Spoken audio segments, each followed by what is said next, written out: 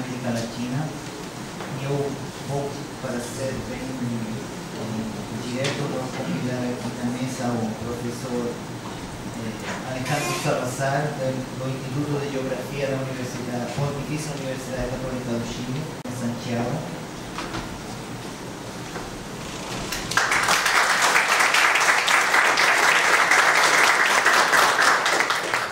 E o professor Glaucio Marafón, da Universidade Estadual do Rio de Janeiro.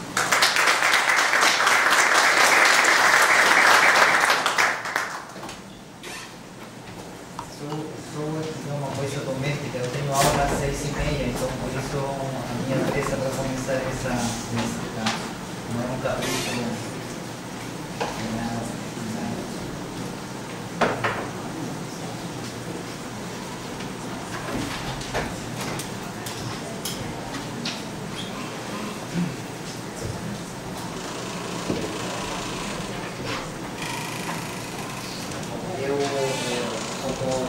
Vamos começar pelo convidado que vem mais longe.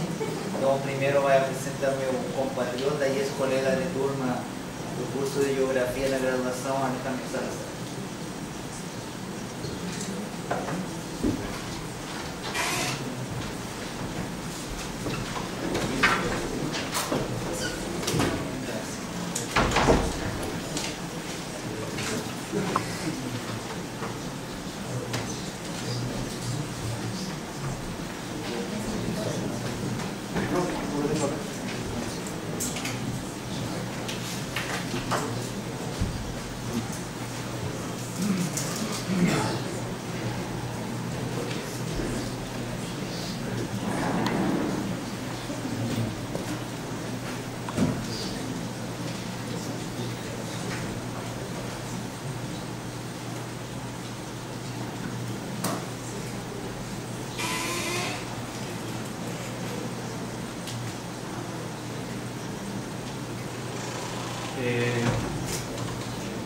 Buenas tardes.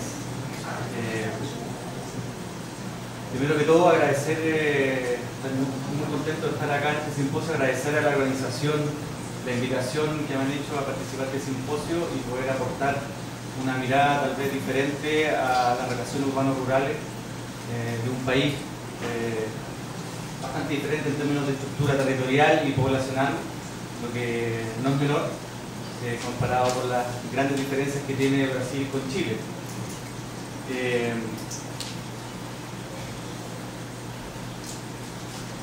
Lo que tengo que compartir para ustedes tiene que ver con algunas reflexiones, mezclas de algunos trabajos que hemos realizado en el Instituto de Geografía con otros colegas. Y, disculpen, primero agradecer también la posibilidad de poder hablar en español y espero que todos me entiendan. Para eso voy a tratar de hablar muy lento, voy a tratar de ser muy sintético, no me voy a extender mucho en algunas interpretaciones, esperando que las preguntas puedan resolver algunas dudas. Como decía, son experiencias y en particular en el caso de Chile, en torno a la relación urbano-rural, y no pretende revisar ni aspectos teóricos ni metodológicos que ya se vieron y se explicaron ayer de manera muy bien en términos a las aproximaciones teóricas, y hoy día en la mañana algunas aproximaciones metodológicas. Es abordar las transformaciones de Chile en un contexto neoliberal muy profundo que tiene Chile como modelo económico, en donde la planificación regional, la planificación urbana que los geógrafos podemos hacer choca en sinnúmero de dimensiones con este modelo neoliberal que está inmerso en muchas de las dimensiones de lo que es la vida cotidiana de los chilenos y de las actividades económicas que realiza y tiene Chile. Algunos puntos de entrada comunes que, como decía, no pienso desarrollarlos con profundidad, es solo estar de acuerdo con algunos conceptos básicos sobre las transformaciones del medio rural a nivel latinoamericano, que son más o menos cosas que tienen en común casi todos los países, las importantes relaciones históricas que tienen las relaciones campo-ciudad, que no son de hoy día, sino que están construidas desde el inicio de las ciudades con el campo. No me voy a profundizar en eso. La claridad de la expansión urbana a nivel latinoamericano y obviamente el advenimiento de la sociedad urbana como concepto y como realidad que imprime a toda la región latinoamericana. Una competencia entre tradicional y nuevos usos del suelo rural. Hay usos tradicionales, nuevas actividades que se desarrollan en el espacio rural latinoamericano, que ustedes lo llaman agronegocios, para nosotros el tema de la monocultura y grandes regiones agroproductivas, que algunos tipos de actividades tienen consecuencias más o menos fuertes en los territorios, como es la viticultura en Chile, como es la salmonicultura en el sur de Chile, para ustedes es la soya, que tiene fuerte impacto a nivel territorial y social. También otro de los aspectos que tenemos como un acuerdo de la visión, el cambio de la visión dicotómica entre lo urbano y lo rural. Hemos ido desvaneciendo esa dicotomía en términos conceptuales y hoy día ya podemos claramente, y por eso estamos aquí hablando de la relación urbano-rural y desmitificando las categorías del urbano y de lo rural en categorías totalmente excluyentes. Y cómo han impactado los cambios en las tecnologías y en los procesos de comunicación, o lo que se llaman las TICs, y cómo eso contribuye a que los modos de vida y los deseos de progreso, entre comillas, se difundan a través de la sociedad urbana y también la rural, que va quedando, entre comillas, muy poco conectada con el mundo urbano. Claridad entonces sobre la multifuncionalidad productiva y la diversidad social en aumento en el medio rural, que algunos llaman rururbano, otros llaman periurbano. Hay una serie de conceptos asociados a esa transformación, que en particular, que es mi área de estudio, son los espacios periurbanos metropolitanos, pero no les voy a hablar solamente de los espacios periurbanos metropolitanos, porque si no sería otra presentación. Existe un sinnúmero de definiciones para esas transformaciones, pero principalmente las áreas rurales, periurbanas, metropolitanas, son las que se ven afectadas por esos cambios que estamos viviendo. En Chile la población agrícola disminuye y la rural aumenta, en términos de censo como en categoría de actividad económica. Hay una importancia creciente de las actividades no agrícolas en el ámbito rural, es decir, el ERNA, el empleo rural no agrícola, ha aumentado considerablemente dentro de los medios rurales, sobre todo periurbanos o perimetropolitanos.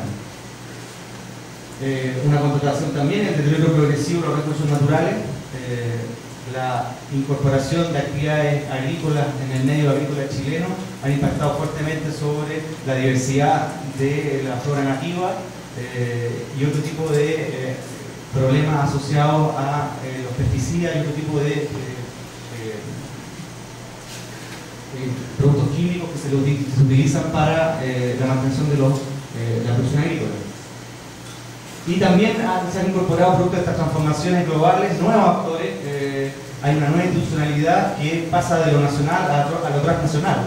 Es decir, le contaba a algunos colegas el otro día cómo la actividad de la salmonicultura en el sur de Chile tiene como telón de fondo una institucionalidad que es difícil de manejar, ya que son inversiones transnacionales que impactan sobre un medio local rural de manera muy fuerte y que no tienen, no hay una comunicación directa con el Estado a través de canales de comunicación de ordenamiento del territorio, de planificación regional, y solamente se articulan a través de los medios económicos, es decir, sobre las políticas de financiamiento y las políticas de permisos de explotaciones.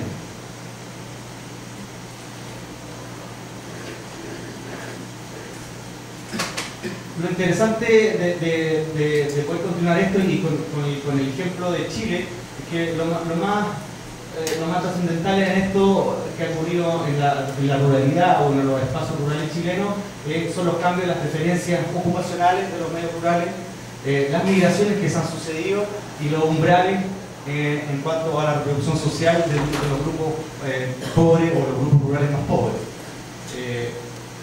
El desarrollo de subcentros urbanos en donde poco a poco se ha ido incorporando lo que es el comercio de grandes compañías, se podría decir, de supermercados, que antes no existían, solamente eran, se podría decir, redes locales. Hoy día la amplitud de las redes comerciales de supermercados y grandes tiendas de comercio y de consumo está abarcando también los sectores rurales, lo que también es un signo de cómo la población rural se ha incorporado al proceso de consumo.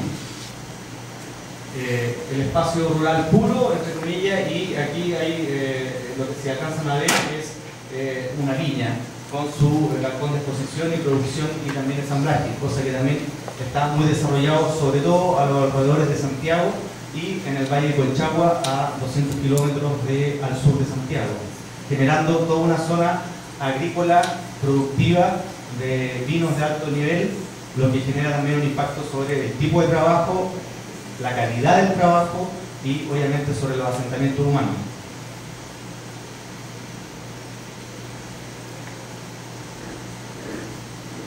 No lo quiero llenar con cifras, pero para poder entender un poco hacia dónde voy, hay un dato interesante con respecto a por qué en Chile la agricultura está muy ligada a la pobreza, o cómo los cambios en los procesos o en las políticas agrícolas o los cambios a nivel mundial de lo que son los commodities afectan la pobreza. El 66% de los jefes de hogar agrícolas están son asalariados, es decir, son dependientes.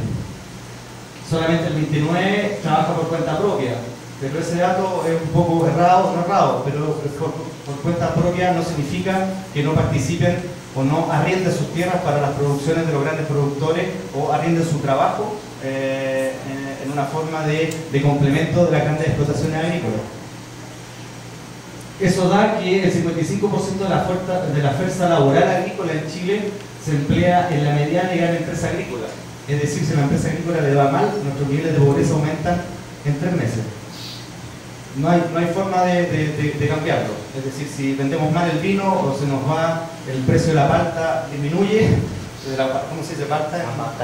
Abacate. Si el precio del abacate cambia, tenemos un impacto gigante sobre los niveles de pobreza y desempleo rural. Afortunadamente hay un sistema de ciudades que hace que la migración no sea a las grandes metrópolis, sino que la población se mantiene en las ciudades intermedias o las ciudades pequeñas, porque es ahí donde van a encontrar trabajo en la próxima temporada, si es que el precio mejora. Por lo tanto, las migraciones, producto de esta extrema tendencia a la agroexportación en Chile, hace que la población rural no migre necesariamente, masivamente, ya no lo ha hecho, no lo ha hecho durante los últimos 20 años, no migre hacia las grandes ciudades. Por lo tanto, como dice ahí, las fluctuaciones de la actividad agrícola y rural impactan fuertemente en la pobreza.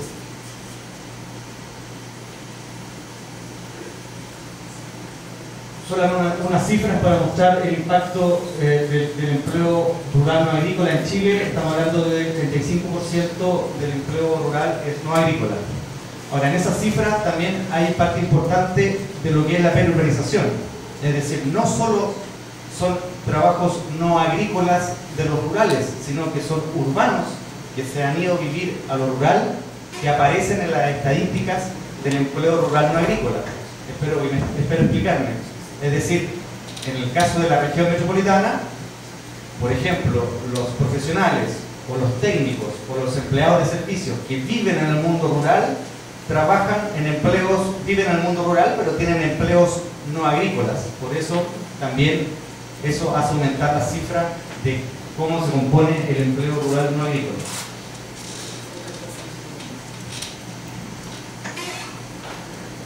Con respecto a lo que son las definiciones de lo rural, lo urbano, como ustedes siempre, la literatura general norteamericana habla, lo rural siempre se define por la antítesis de lo que es urbano, es decir, algo rural cuando está por debajo del umbral de lo urbano.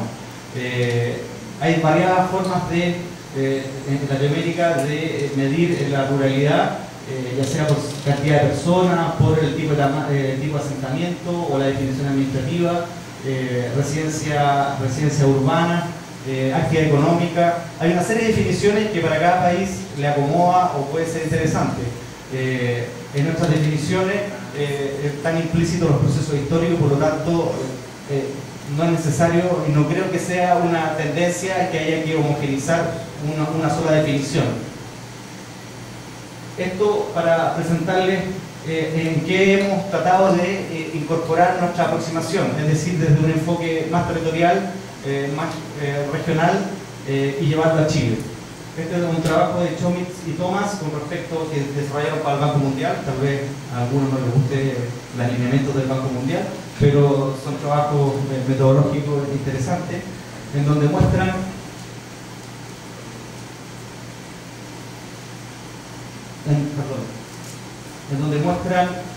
la densidad de Latinoamérica medida a través de imágenes satelitales y la aplicación de lo que son las estructuras administrativas censales de cada país, y los tiempos de viaje a ciudades mayores de 100.000 habitantes, catalogados de 0 a 1 hora, de 1 hora a 4 horas y 4 horas, bueno, y más como se ha reflejado ahí. Una aproximación territorial con dos variables funcionales: densidad y tiempo de viaje. ¿Hacia dónde enfoca esta aproximación?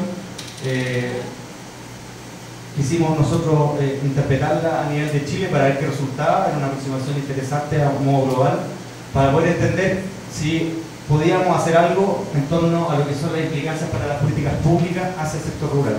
¿De qué nos podía servir esa aproximación de mirar el territorio desde la densidad y desde los tiempos de viaje?